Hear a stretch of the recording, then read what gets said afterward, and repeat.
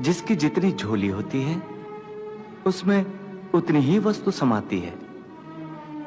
यदि किसी को उसकी क्षमता से कुछ अधिक मिल जाता है तो वो उसका महत्व भूलकर उसका दुरुपयोग करने लगता है। किसी अमीर के घर पे जाइएगा ना तो पानी पिलाने में 1.5 घंटा लगता है भाई, वो पानी लाने में 1.5 घंटा लाएगा। लेकिन किसी गरीब के घर पे जाइएगा तो बासी रोटी ही लेकर आएगा, भैया 2 रोटी खा लीजिए, आप बहुत भूखे होंगे। तो ये होती है गरीबी।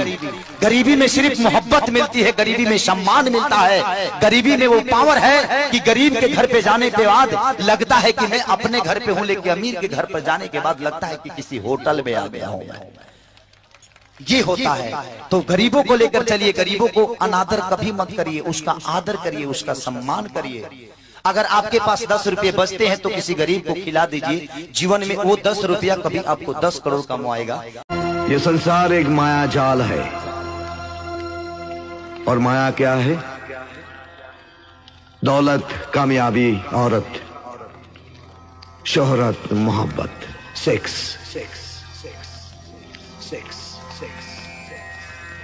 इसीलिए संतों का कहना है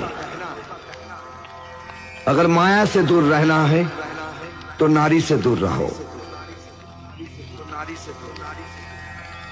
क्योंकि नारी सिर्फ शरीर को ही कमजोर नहीं करती बल्कि आत्मा को भी निर्बल कर देती है। अगर पुरुष नारी से दूर रहेगा तो यह संसार कैसे चलेगा आचार्य जी? यू आर राइट, लेकिन पहले नारी का अर्थ समझो। एक वो नारी है जो जननी है, मां है, पत्नी है, बहन है, और एक वो नारी है जो विनाशक है। हम उस नारी से दूर रहने की बात कर रहे हैं जो विनाशक है, पापन है, सिनर। इस दुनिया में इंसान को अपने कर्मों का हिसाब यहीं पूरा करके जाना पड़ता है।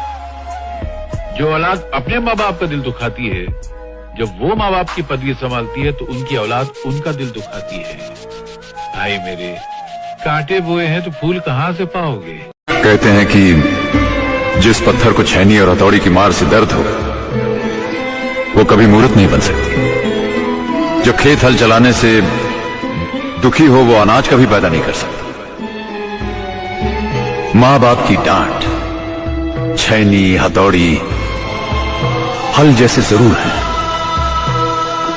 मगर ये डांट ही हमें शिक्षित करती है, यही हमें प्रेरणा देती है।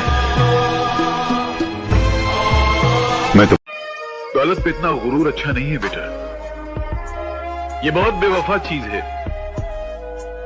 ये इंसान के पास आने में बहुत वक्त लगाती है, लेकिन जाते वक्त पलक झपकते ही चली जाती है। और अक्सर ये अकेले नहीं जाती, जाते जाते इंसान की इज्जत भी साथ में लेके चली जाती है। जिंदगी में 2 चीजें अचानक आती हैं, एक मौत और दूसरा बुरा वक्त।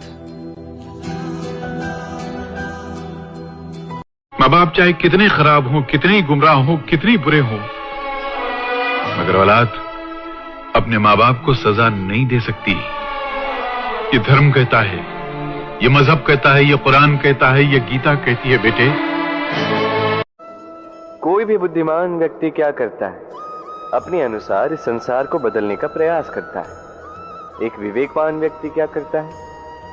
अपने मन को, स्वयं के मन को बदलने का प्रयास करता है, क्योंकि मनुष्य का संसार उसके मन में ही वास करता है। तो अपनी ये बुद्धि अवश्य दौड़ाइए, किंतु इस पे विवेक की लगाम अवश्य कस के रखिएगा। आइए मेरे साथ प्रेम से कहिए, राधे राधे। जब भी किसी की आशा और इच्छा भंग होती है तो उसका हृदय क्रोध से भर जाता है। इच्छाओं के अपूर्ण रहने के तो कई कारण हो सकते हैं, और कभी कभी इच्छाओं का स्वरूप ही ऐसा होता है कि वो पूर्ण नहीं हो पाती। बिना परिस्थिति पर विचार किए किसी को अपराधी मान लेना न्याय नहीं, प्रतिशोध है। न्याय का आधार तो दया है, करुणा है, और प्रतिशोध का आधार क्रोध।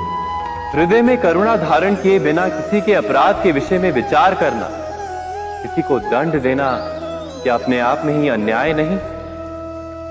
स्वयं विचार कीजिए।